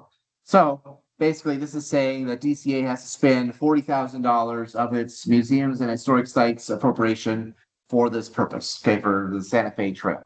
Okay, so here you see an example of a very well-drawn veto, where we took out in Santa Fe, San Miguel, Boulder, Colfax, and Union counties. Okay, so basically, this removed the requirement that the money be spent in those specific counties. Okay, so it still has to be spent for that purpose, but basically again be spent anywhere in the state, just so it's, you know, talking about the Santa Fe Trail. Also, you'll see a subset of an agency's or a program's performance measures and approved targets. We'll talk more about that at the last part of this morning's session, but it's not all of an agency's performance measures. It's just a couple per program that are put in the House Bill 2 to be kind of representative of the agency's performance measures of law. So you see the type, the measure, and the performance target over on the right. Okay, so now we get into several sections that deal with non-recurring funding, right? So again, section 4 is your recurring operating budget. Sections 5 and beyond are non-recurring appropriations or one-time pots of money. Okay, so first is section 5. Those are called special appropriations. Generally, they've been valid during the remainder of the current fiscal year and all of next fiscal year. So that means if the governor signs the budget bill in April, like she does in a longer session year, then a section 5 appropriation would be valid from April through June and then all of the next fiscal year. That's kind of the default. It was different this year because it was basically because there was not enough money available in extra money available in FY26 to book a ton of special appropriations in FY26. So they made all of section 5 with only a couple of exceptions valid in FY27 only. Okay, so you want to look in the front part of the section to read that language to say, because that language will apply to everything underneath it, unless there is language in that specific appropriation that says something different. Okay, the magic phrase, unless otherwise specified. Okay, so sometimes they will kind of break the rules and write in an exception. Okay, so here, for example, you see a PED appropriation. So again, you have your revenue categories. So you'll see this is a $9 million appropriation from other state funds. So here, the legislature has provided this language here that says the other state funds appropriation is from the Public Education Reform Fund. Okay, so we know, in this case, we know exactly what fund that appropriation is supposed to come from. Okay. Notice that there are no expenditure categories here, and that's because non-recurring appropriations usually are not appropriated by expenditure category. So the agency can set that up according to how it needs to accomplish the purpose of the appropriation according to the language, right? Now, sometimes the language might say to contract for such and such, right? In that case, obviously, they're gonna have to set it up in the 300 category, right? But that's kind of up to them. Okay. Section 6 are supplemental and efficiency appropriations, which are valid during the remainder of the current fiscal years. Okay, so supplemental appropriations are for the remainder of the current fiscal year, and they're generally to fix projected shortfalls that the agency might be facing for the remainder of the current fiscal year. And deficiencies are to fix some sort of issue that happened in the prior fiscal year that's already over. Okay. So here you see $2 million to GSD for prior year shortfalls in the other category of the Employee Group Health Benefits Program. Okay, so GSD used to be responsible for the employee health insurance. Insurance is expensive, as you all know. So there were some issues there, but pleased to report it's doing better. This program is doing better now. It's over at Healthcare Authority. That's not to say anything bad about GSD, but it's just that it's doing better now. So that's good.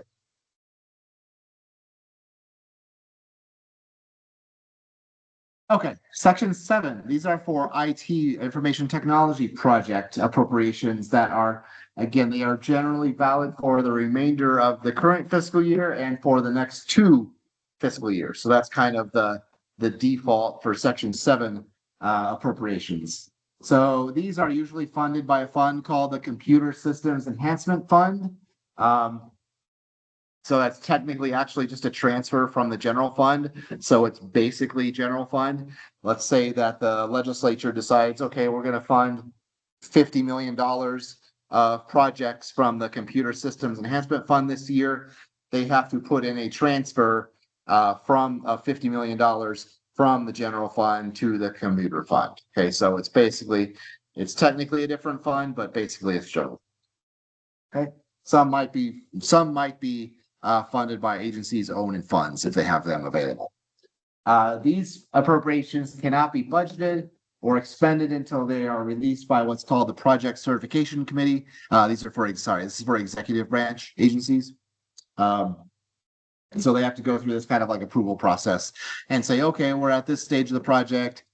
Please release, $500,000 so that we can do plan and design of the project or something like that. And the PCC will say, okay.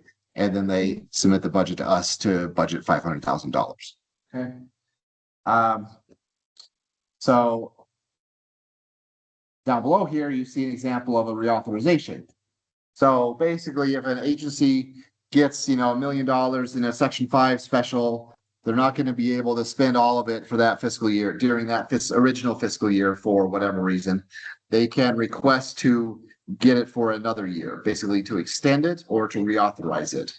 Okay, and if the legislature is okay with that, they will put it in the budget bill, and it'll look something like that here. The time period of time for expending the $350,000 appropriated by the general fund or from the general fund, so the original citation of where it was, and then is extended through fiscal year 2021. Okay, usually it's just going to be for one more year. Okay, so the legislature doesn't like to extend things beyond that, because it's goes beyond that, then they start to wonder, why aren't you spending this money? Can we spend it for something else? Okay. Like I said, agencies are generally free to budget these appropriations across expenditure categories at their discretion.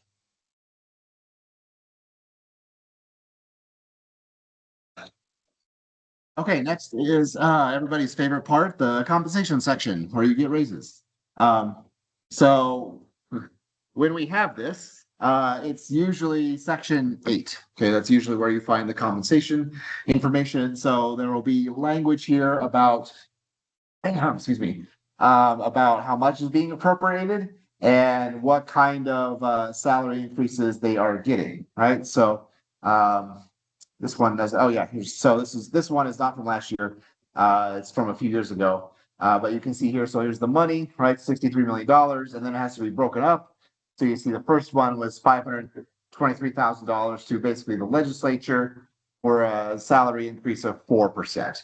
Okay, so and then it would have been the same for judicial, executive branch agencies, higher ed institutions, and public schools. Okay, usually everybody gets the same. Okay, we call it across the board increase. But sometimes you can stipulate different percent raises. Like during COVID, I think there was a special bump for frontline workers. Sometimes maybe there's a special increase for public safety or something like that. So that can happen, but usually when you're talking about kind of like an across the board kind of cost of living increase, usually everybody gets the same. Okay.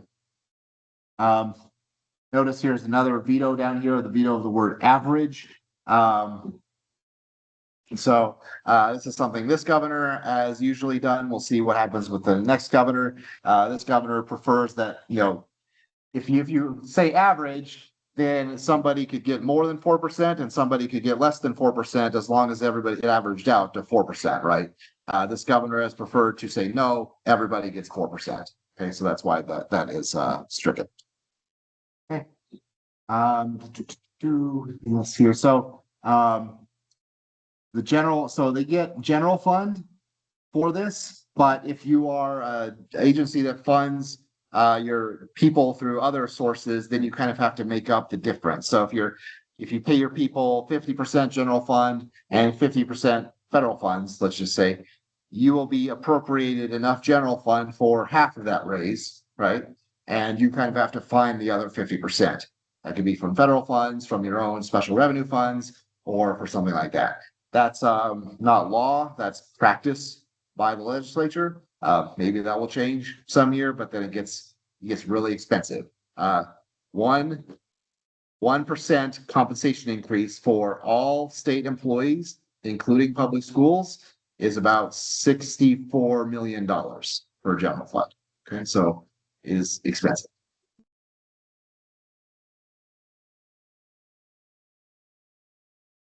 Okay, so one more other thing I wanted to point out on this one. So this year, comp was not in House Bill 2. It was actually thrown in kind of at the last minute in Senate Bill 151. If you'll remember, there was a little bit of a stink where there was originally a compensation increase. It got taken out, and then it got put back in at the last minute under Senate Bill 151, which was the tax package that passed. And so, like I said, sometimes appropriations can find their way into other bills. But it was put into Senate Bill 151, kind of the same standard language and everything is in there. And that was a 1%. So we only got a 1% raise for FY27. Okay, so after comp, you've got your bar language sections. So there's two sections here. And the first section is going to describe additional budget adjustment authority that you have for the remaining fiscal year, the remainder of the current one, right? And then the section is general bar authority for all agencies for the next fiscal year and agency-specific authority for the next fiscal year. Okay, and we'll talk a lot more about that tomorrow morning, about bar language, how to get bar language, how to use bar language, all that stuff. Here, I'm just showing you where it is if you're looking for it in the GAA. Okay, but that's kind of what it looks like, an example of it. Seventh Judicial District Court may request budget increases up to $7,500 from the Administrative Office of the Courts, okay, for certain reasons. Okay, and then transfer sections. So these will also be in the back of the book, in the back of the bill somewhere. These are usually general fund transfers to certain agencies and or funds. You have to be careful here because these are generally not viewed as authority to actually expend the money. Sometimes people get confused by this, including some folks in the legislature. But just putting money in a fund without saying for expenditure or to expend or something like that does not necessarily convey that the agency can actually use the money. I know that's a little counterintuitive, but technically just saying, I'm going to give you $10 to put in your savings account doesn't say go spend it. That's the tricky part.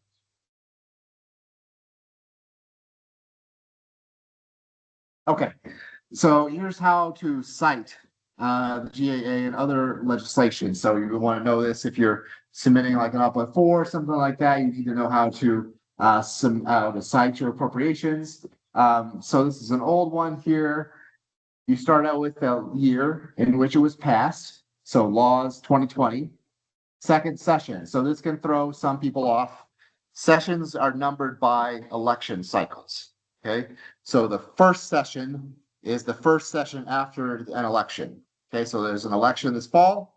So next legislature will be the first session of the crap, I can't remember, the 58th or the 59th legislature. I can't remember, but it'll be the first session, right? So it'll be laws 2027 first session. And then the next year it'll be laws 2028 second session, because it'll be the second session of that same legislature. Okay. Then the chapter number. So every bill gets a chapter number after it's signed, and those are just issued in the order of that they're signed. So the budget bill is usually one of the highest chapter numbers because it's signed last. Okay, and that's done by the Secretary of State's office. Section 5, right? So what section of the bill does it appear in? And then item. What item number is it, right? So this one here that I showed you earlier is Laws 2020, second session, Chapter 83, because that was a chapter of the budget bill that year. Section 5, item 120. Okay.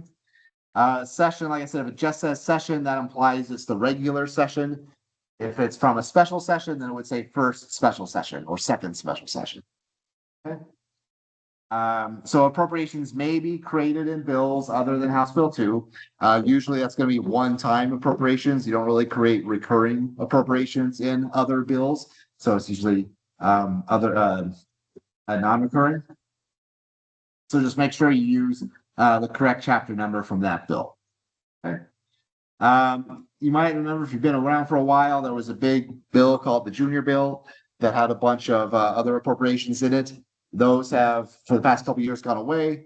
All those are now in Section 9D of House Bill 2. That was the second year this year. All those appropriations were in Section 9D called Grow Junior, whatever. We'll talk more about that. Language may be identified by subsection in parentheses, again, Section 3I, like that. Okay. So this year's FY27 budget bill is Laws 2026, second session, Chapter 67.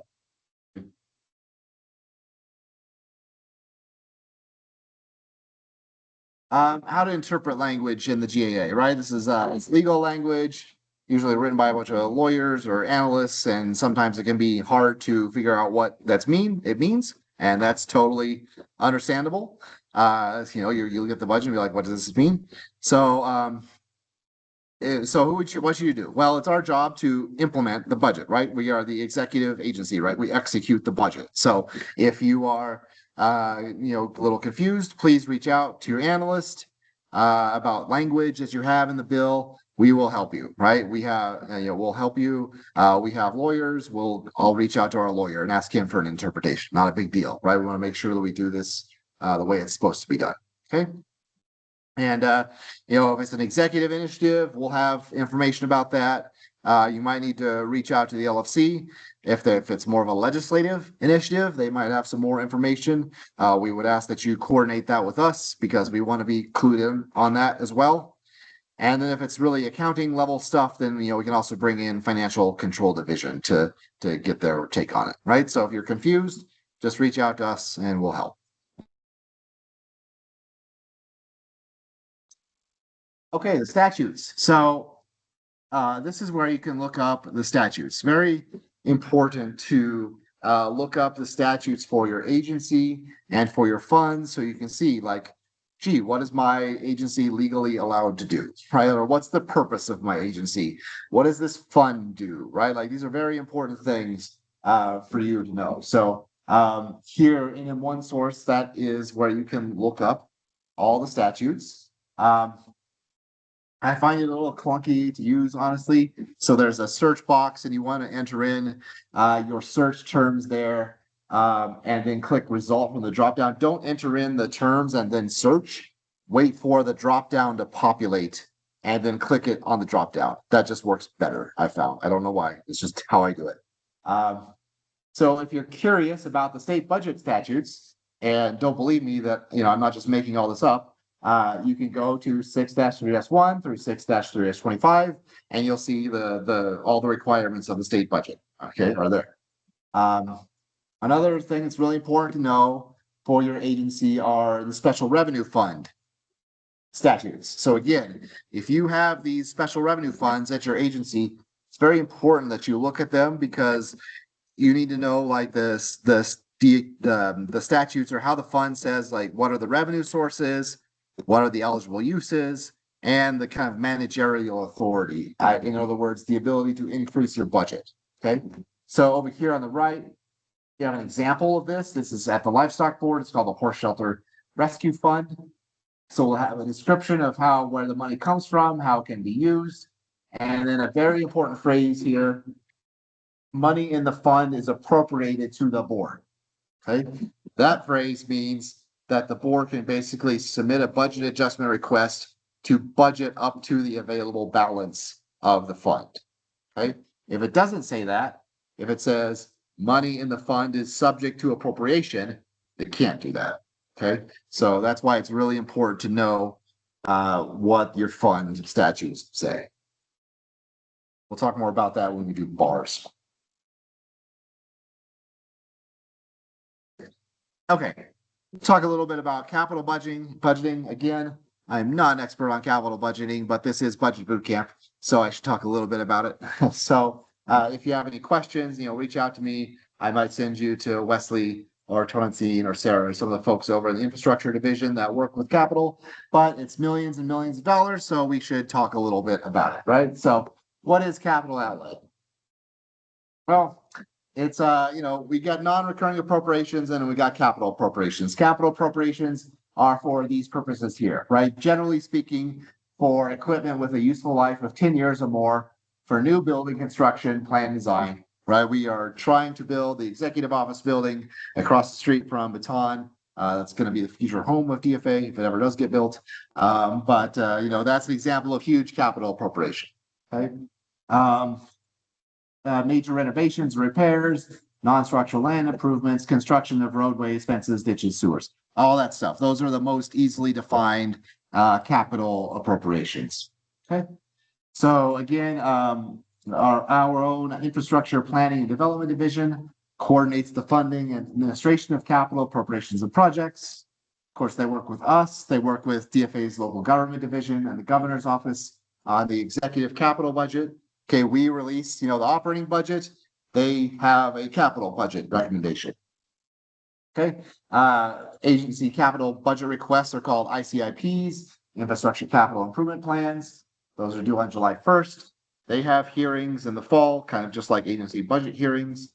And yeah, and they oversee implementation and adjustments to capital budgets. Okay, so much like we have, bars and such for the operating budget, they have capital bars and things like that. So, and they have to budget stuff. So yeah, trading, questionnaires, all that stuff. So I won't go into too much detail there. Like I said, the capital budget analysts are now at IPDD, so you can contact them if you have capital appropriations at your agency or have any sort of questions. Capital is passed in separate bills than the budget.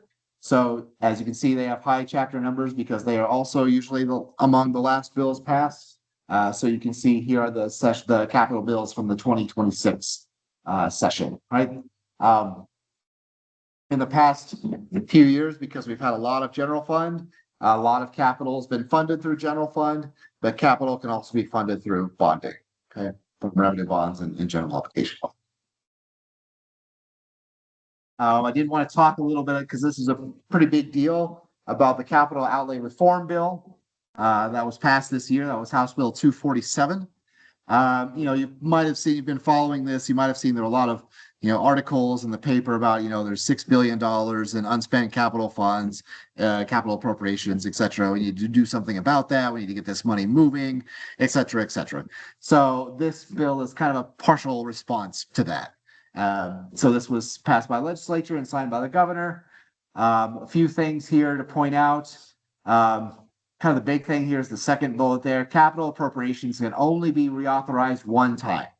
Okay, so none of this like we're going to keep extending it, year after year after year and never spend anything. And please give it to us for the 6th year, even though we've never spent it. Right, so they can only be reauthorized one time.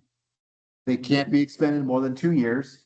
And the project must have at least 10% encumbrance, right? Basically, that means you have to have committed at least 10% of the capital appropriation to be able to request a reauthorization, right? So you have to show, and I should point out, this is not just state agencies. This is, local governments and basically anybody that receives capital funding. They're all being held to these standards, right? Reauths are only allowed for technical changes, so you can't change the original purpose. That was something that will also happen is like, oh, we don't want to do it for this. We want to do it for this other thing. So please reauth the appropriation and also change the purpose. Can't do that anymore. Okay, but you can expand, and you can expand the same purpose if that's okay. You have to, if you don't encumber anything by January 1st of the year the appropriation expired, then your funds will be frozen by DFA and they will be made available to the legislature for reappropriation, right? So this is all in the service of getting folks to spend their capital. Okay. And again, if you have any questions, reach out to our infrastructure division. They'd be happy to help you out. Okay, last big topic for this morning is the Accountability in Government Act. So this is, you can find the statutory reference there. It's right after the State Budget Act statutes at 6-3A. So what does this act do? So this is what establishes the performance measure process for each agency with the goal of connecting budget with agency performance.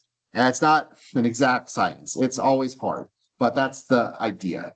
Okay, so every agency has performance measures, a set of performance measures that they have to have targets for and data for. Okay, each performance measure has a type, such as output or explanatory or etc., and a target, and numerical data that's consistently measured and tracked from year to year to be able to kind of keep track of the data. The one difference there is explanatory measures actually don't have data. And those are for measures that, generally speaking, are useful, like good information to know, but it's not something that the agency really has like control over or can be responsible for like performance of, right? So those are explanatory measures. They don't have targets.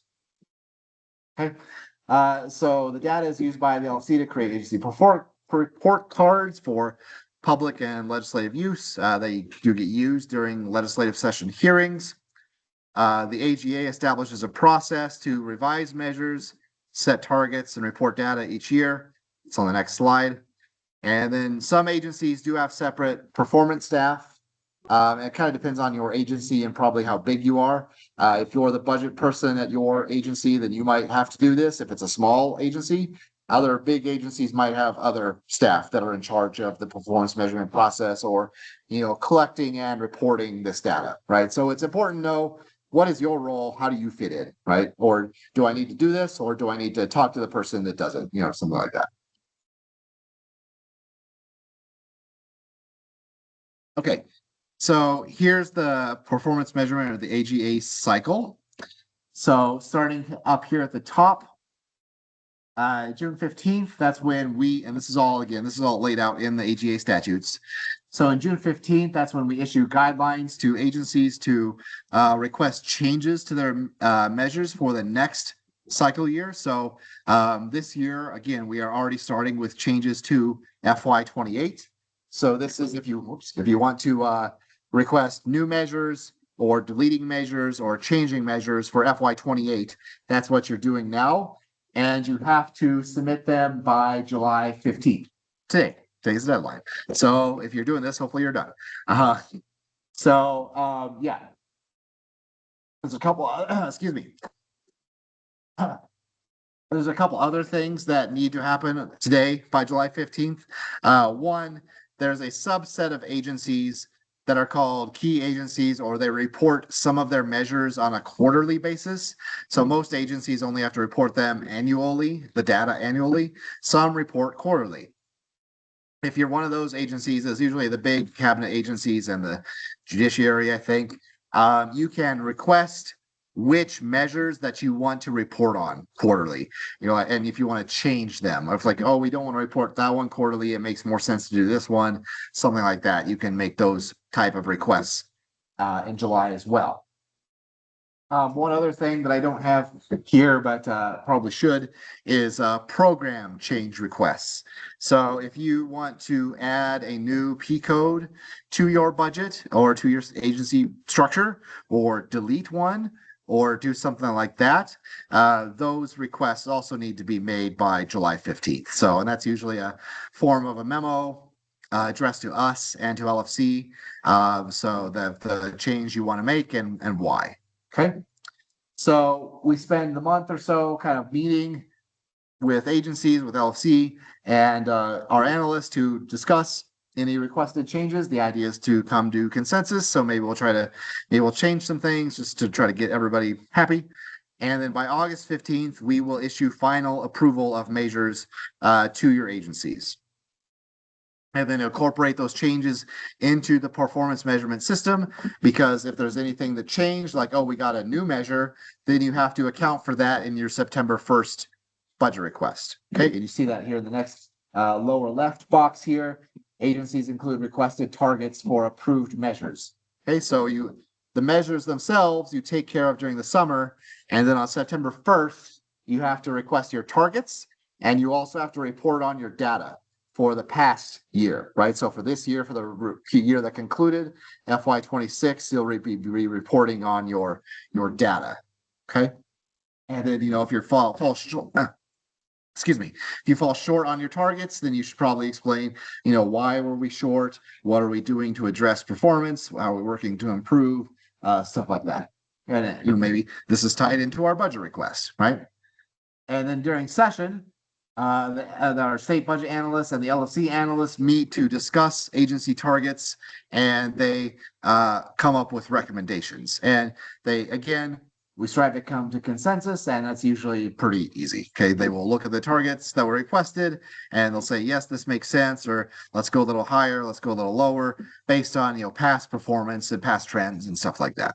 Okay, so that's the performance measurement cycle. Okay, let's wrap up here with a few useful websites, and then let's see, we've got a little time here, so I'll show you some things. So here, this is our website, the State Budget Division website. DFA recently launched a brand new website, and it looks pretty slick. It's also available in Spanish, I think, for the first time. That's pretty cool. So these are some different things you can see here. All of our training materials are always posted on our site. We'll have video and of this but boot camp posted to it afterwards, probably by end of this week or next week. Of course, the executive budget recommendation is posted there. All the other documents that we produce, such as the budget in brief, fund balance projection report, executive budget summaries, all of that stuff is all on our website. I do have a couple of hard copies of our documents back in the corner there if you want to check those out and see what we produce. LFC, that's their website there. So they also produce a lot of useful stuff. Session publication. So of course, their own budget recommendation, policy and performance analysis, the evaluation unit publications. And they have some pretty good, what they're called finance facts. They're like one-pager information materials or memos about, lots of different topics of state government budgeting that are actually pretty useful. So I recommend those if you're curious. And then the legislature's website, there is, that's where you can find any bills. That's where you can find committee schedules and agendas and webcasts, right? So it's really good you should always, if you're not attending in person, if you're not attending in person, you should always watch the webcasts of your agency budget hearings.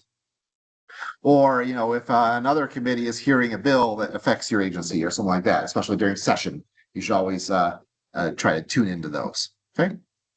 Let me show you those real quick, and then we'll take some questions. Give me just a second to navigate over.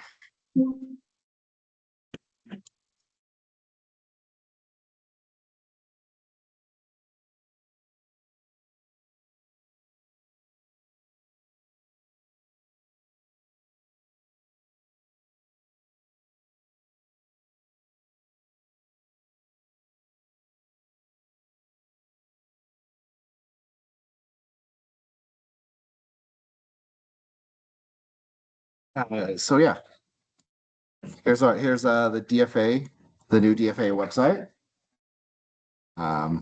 So it looks pretty cool. So you got your different divisions here. Also, like I said, in Spanish, and just with a click of the button. So if you need anybody if you have anybody that needs to see it in Spanish, you got it there. So we go to budget division. Here's kind of our homepage. Here's a QR code. If you need any assistance requests, you can scan that and send us an email or a survey. And here's kind of like the main topics. We have these, all our big documents here are linked here. Here's our staff list, how to get a hold of us. Okay, we're all there. Our assigned agencies are there, what I showed you earlier. And then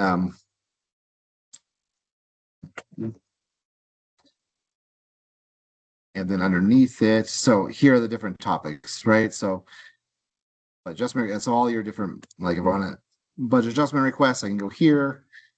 And there we go. A little bit about bars, all the documents you might need for bars, training materials for bars, it's all there. Okay. Let me show you the statutes. What I was talking to you about the statutes real quick. So again, this is if you want to look up the statutes, here's where you go. Click on this here. So here's your keyword search. So you can either type in kind of like the words you're looking for, like the name of a fund or something like that. Or if you know the citation, you can type that in. So for example, if I want the State Budget Act, I can go 6-3 and it'll auto-populate. So here's what I'm talking about. It's easier if you just start it and then click it on here. So if I go to here,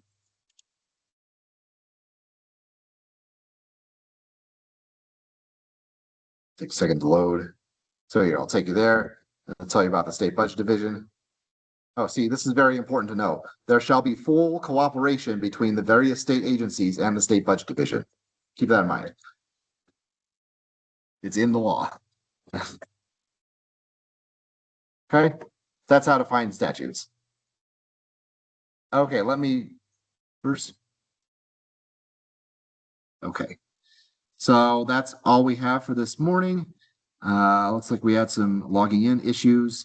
Will recordings be available after the sessions? Yes, they will be. Probably by early next week or so. We will get them in there. Any questions from teams before we take our lunch break? Any questions from the audience here?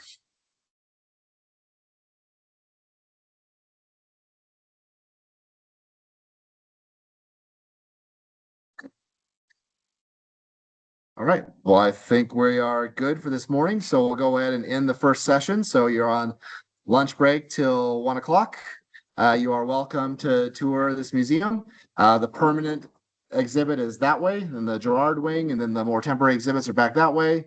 So please feel free. It's one of my favorite museums in Santa Fe, so hope you enjoy. Otherwise, we'll see you back here at 1 o'clock for module 2.